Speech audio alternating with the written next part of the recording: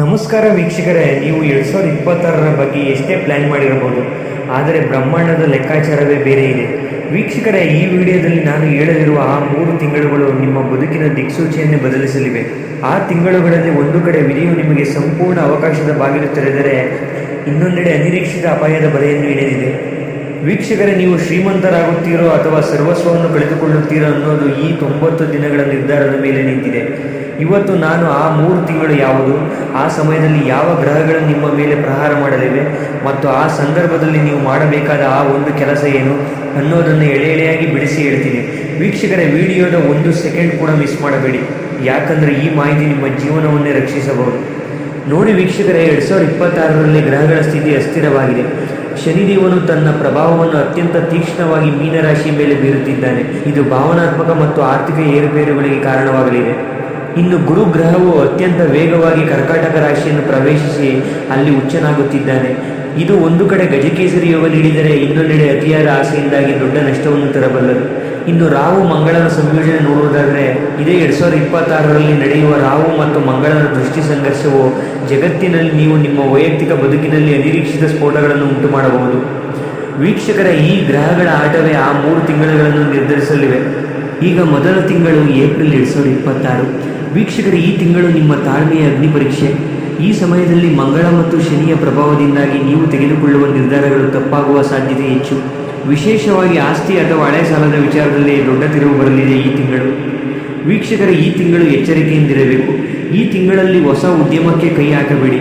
ನಿಮ್ಮ ನಾಲಿಗೆ ಮೇಲೆ ಹತೋಟಿ ಇರಲಿ, ಇಲ್ಲದಿದ್ದರೆ ಆಪ್ತ ಸಂಬಂಧಗಳೇ ಮುರಿದು ಹೋಗಬಹುದು. ಇನ್ನು ವೀಕ್ಷಕರ, ಏಪ್ರಿಲ್ ತಿಂಗಳಿನಲ್ಲಿ ಯಾರಿಗೆ ಅವಕಾಶ ನೋಡುವುದಾದರೆ, ಯಾರಿಗೆ ಜಾತಕದಲ್ಲಿ ಚಂದ್ರ ಬಲವಾಗಿದೆಯೋ ಅವರಿಗೆ ಈ ತಿಂಗಳಲ್ಲಿ ಹೂಡಿಕೆಯಿಂದ ಸಣ್ಣ ಲಾಭ ಸಿಗಬಹುದು. ಜಾಸ್ತಿ ಅಲ್ಲ, ಸಣ್ಣ ಲಾಭ. ಆದರೆ ಎಚ್ಚರಿಕೆಯಿಂದ ಹೆಜ್ಜೆ ಇಡಬೇಕು. ವೀಕ್ಷಕರು, ಇನ್ನು 2ನೇ ತಿಂಗಳು ಅಂದರೆ ನಿಮ್ಮ ಭಾಗ್ಯೋದಯದ ಮಹಾದ್ವಾರ, ಅದು ಜೂನ್ 2026. ವೀಕ್ಷಕರೇ, ಜೂನ್ ತಿಂಗಳು 2026 ಅತ್ಯಂತ ಪವರ್ಫುಲ್ ತಿಂಗಳು. ಯಾಕೆ ಅಂದರೆ ಜೂನ್ 2ರಂದು ಗುರು ಕರ್ಕಾಟಕ ರಾಶಿಗೆ ಪ್ರವೇಶಿಸಿ ಉಚ್ಚನಾಗುತ್ತಿದ್ದಾನೆ. ಇದು 12 ರಾಶಿಗಳ ಮೇಲೆ ಭಾರಿ ಪ್ರಭಾವ ಬೀರಲಿದೆ. ನಿಮ್ಮ ಬದುಕಿನಲ್ಲಿ ನಿಂತು ಹೋಗಿದ್ದ ಮದುವೆಗಳು, ನನೆಗುದಿಗೆ ಬಿದ್ದಿದ್ದ ಮನೆ ಕಟ್ಟುವ ಕೆಲಸ ಮತ್ತು ಪ್ರಮೋಷನ್ಗಾಗಿ ಕಾಯುತ್ತಿದ್ದವರಿಗೆ ಈ ತಿಂಗಳು ಮಿರಾಕಲ್ ಸಂಭವಿಸಲಿದೆ.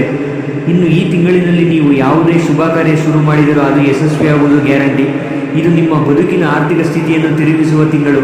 ವೀಕ್ಷಕರ, ಈ ತಿಂಗಳನ್ನು ನೀವು ಮಿಸ್ ಮಾಡಿಕೊಂಡರೆ ಮತ್ತೆ 12 ವರ್ಷ ಕಾಯಬೇಕಾಗಬಹುದು. ಇನ್ನು ಕೊನೆಯದಾಗಿ ಸೆಪ್ಟೆಂಬರ್ 2026. ಇದು ನೀವು ಮಾಡಿದ್ದಕ್ಕೆ ಫಲ ಉಣ್ಣುವ ತಿಂಗಳು. ವೀಕ್ಷಕರು, ಈ ತಿಂಗಳಲ್ಲಿ ಶನಿ ವಕ್ರಗತಿಯಲ್ಲಿ ಚಲಿಸಲಿದ್ದಾನೆ. ಯಾರು ಪ್ರಾಮಾಣಿಕವಾಗಿ ಕಷ್ಟಪಟ್ಟಿದ್ದಾರೋ ಅವರಿಗೆ ಅಧಿಕಾರ ಮತ್ತು ಹಣದ ಮಳೆ ಸುರಿಯಲಿದೆ. ಆದರೆ ಯಾರು ಮೋಸ ಅಥವಾ ಶಾರ್ಟ್ಕಟ್ ದಾರಿ ಹಿಡಿದಿದ್ದಾರೋ ಅವರಿಗೆ ಕಾನೂನು ಸಂಕಷ್ಟ ಅಥವಾ ಭಾರೀ ಆರ್ಥಿಕ ಕುಸಿತ ಕಾದಿದೆ. ವೀಕ್ಷಕರು, ಈ ಸೆಪ್ಟೆಂಬರ್ ತಿಂಗಳಲ್ಲಿ ನಿಮ್ಮ ಆರೋಗ್ಯದ ಬಗ್ಗೆ ಅತಿ ಹೆಚ್ಚು ಜಾಗರೂಕರಾಗಿರಬೇಕು. ರಕ್ತದೊತ್ತಡ ಅಥವಾ ಹೊಟ್ಟೆಗೆ ಸಂಬಂಧಿಸಿದ ಸಮಸ್ಯೆಗಳು ಕಾಣಿಸಿಕೊಳ್ಳಬಹುದು. ವೀಕ್ಷಕರೇ, ಇದೊಂದು ತಿಂಗಳು ನೀವು ಜಯಿಸಿದರೆ 2026ರ ವಿಜಯ ನಿಮ್ಮದೇ. ಇನ್ನು ಈ ತಿಂಗಳುಗಳ ಪ್ರಭಾವದಿಂದ ತಪ್ಪಿಸಿಕೊಳ್ಳಲು ಮತ್ತು ಅದೃಷ್ಟ ಪಡೆಯಲು ಈ ಕೆಲಸ ಮಾಡಿ: ಮೌನವ್ರತ. ವೀಕ್ಷಕರೇ, ಏಪ್ರಿಲ್ ತಿಂಗಳಲ್ಲಿ ಸಾಧ್ಯವಾದಷ್ಟು ಮೌನವಾಗಿರಿ. ಪ್ರತಿಕ್ರಿಯೆ ನೀಡುವ ಮುನ್ನ 10 ಸೆಕೆಂಡ್ ಯೋಚಿಸಿ. ಇನ್ನು ಗುರುಸ್ಮರಣೆ. ಜೂನ್ ತಿಂಗಳಲ್ಲಿ ಪ್ರತಿ ಗುರುವಾರ ಬಡವರಿಗೆ ಹಳದಿ ಬಣ್ಣದ ಆಹಾರ ದಾನ ಮಾಡಿ. ಇದು ನಿಮ್ಮ ಯಶಸ್ಸನ್ನು ದ್ವಿಗುಣಗೊಳಿಸುತ್ತದೆ. ಇನ್ನು 3ನೆಯ ಪರಿಹಾರ, ದೀಪದಾನ.